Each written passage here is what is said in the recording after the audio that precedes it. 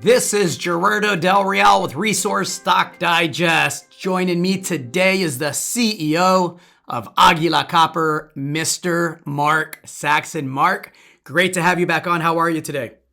Gerardo, great to be here and to speak to you. And for the first time in a very long time, I'm speaking from Vancouver. So it's nice to be out and about and meeting new people again. It's great to have you on. You just closed the acquisition for multiple copper, zinc, gold resources in Manitoba. An excellent project. Congratulations. I know you've been meaning to speak in more detail about the project and why you're so excited about it. I would love for you to provide the context and let's talk about what comes next. Yeah, absolutely. And I'll talk a bit first, I guess, about the history of the project and how we came to be there, I guess, because it makes a really interesting exploration story. And so the project, so Sheridan it's called in Manitoba, and it's about 65 kilometres to the north of Flin Flon. So the Flin Flon belt is the Flin Flon Snow Lake belt, together a really major mining district that have been in production for about 100 years. So there's some very major mines there. Hudbay is obviously the big operator in Manitoba. So the project that we're working on, Sheridan, it was mined from the 1930s until the 1950s. And I'll introduce the resource in a minute. But it was closed in 1955 and it was dormant for a little while, but Hudbay got involved. And Hudbay at one point joint ventured to a company called Halo Resources. And so Halo did a lot of exploration work, and in total we've got, say, 400 drill holes or something on the project. Hudbay exercised a clawback over the top of Halo Resources. Halo then didn't really have a project, went and did other things. Hudbay moved away from the clawback when metal prices were low in 2013, and that left Halo in a difficult position, so they couldn't continue. So Hudbay's been involved in this region, but Halo had the ground because they were the final owners. So we called up Halo Resources and we found a way to allow them to do a transaction and came up with a really great deal. So we're in good shape and ready to go.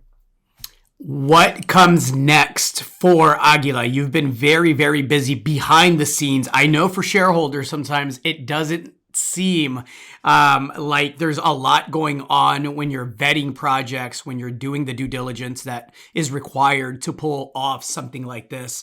But then it all happens quickly, right? So what comes next, Mark? Yeah, exactly. And it's that saying of hurrying slowly or something, I think is the and so, we identified the project in Sheridan. I guess that was like October last year.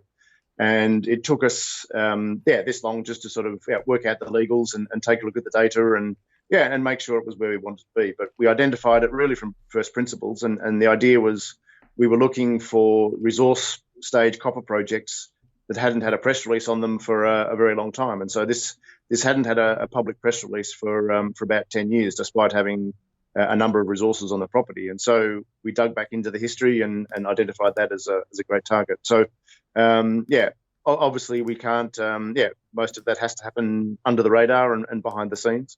And so, we quietly were acquiring the information we needed to make our decisions. But we also, have been very active in the US, picked up some projects there, and we're moving into work programs in those ones as well. But for Sheridan, it'll absolutely be the focus of the company as we move forward, and it's a company making project. It's a good sized land holding. It's close to operating mines. It's got existing resources from surface, and as I said, it's got almost 500 drill holes on the project already. So we've got a massive data set there to make our decisions on as we go forward. And when you look at the way these kind of camps develop, and you think of Snow Lake itself, or you think of the Flin Flon camp, there was a number of smaller resources on both of those sites, and then suddenly deeper exploration and newer technologies and better geophysics, you can look a little bit deeper, and suddenly you find the motherlode, you find the really big deposit. And Sheridan really looks like one of those projects where we've got about 20 million tonnes in historical resources at the moment. And historical being the resource was 2010.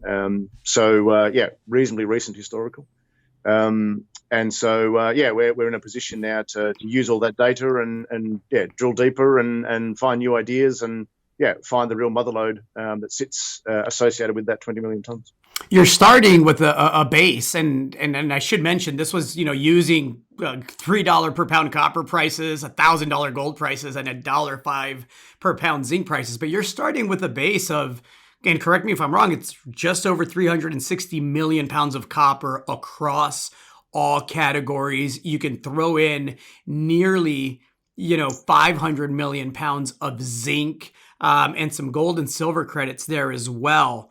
What do you feel is the exploration upside, knowing that you're already off to a heck of a start given the tiny market cap that Aguila has right now? Yeah, the numbers you quote there are correct, so for context, they're historical resources from 2010, and your numbers there are including indicated and inferred. So that's correct, and that's from surface. And so there was pit designs for open pit mining and underground mining as well. If we sort of step back and we look at the exploration targets, then let's cast our eye to Snow Lake or to Flin Flon, where there's a number of deposits of similar size to the one you've just quoted there, sort of that 300 million pounds or something like that. Sitting below those deposits are the really large deposits with much higher grades and really high gold grades as well in some of those camps. So if you look at past production, it was around 8 million tons at 2.5% copper and about 3% zinc. So these are really great ore bodies when you find the right one, and that obviously would be extremely valuable today. And like you say, the metal prices that were used in these calculations in the historic resources were at least 50% lower than what you would do today, which increases the tonnage of the project immediately by lowering the cutoff grade, but you can keep the same NPV value as the metal prices go up. A lot to look forward to. What's the market cap at now, Mark? I mentioned how tiny it is. Yeah, about $10 million, and so we're still coming out the gate, and it's a great project, and we're very fortunate to have the opportunity, and I must say we're enjoying working in Manitoba. We've had great reception already from the permitting authorities and from the geological survey, and as we find our feet there, and they've been very welcoming and providing us with the information we need. So it feels like a really great jurisdiction. It's a lot of copper. It's a lot of zinc for a company with the market cap Aguila has right now. I'm biased, as I always am. If I'm speaking with someone, I'm a shareholder. I've written checks in the past. I'm looking forward to writing some in the future. Mark, thank you so much for the update. Looking forward to having you back on. Great, Gerardo, and we'll chat soon. Cheers.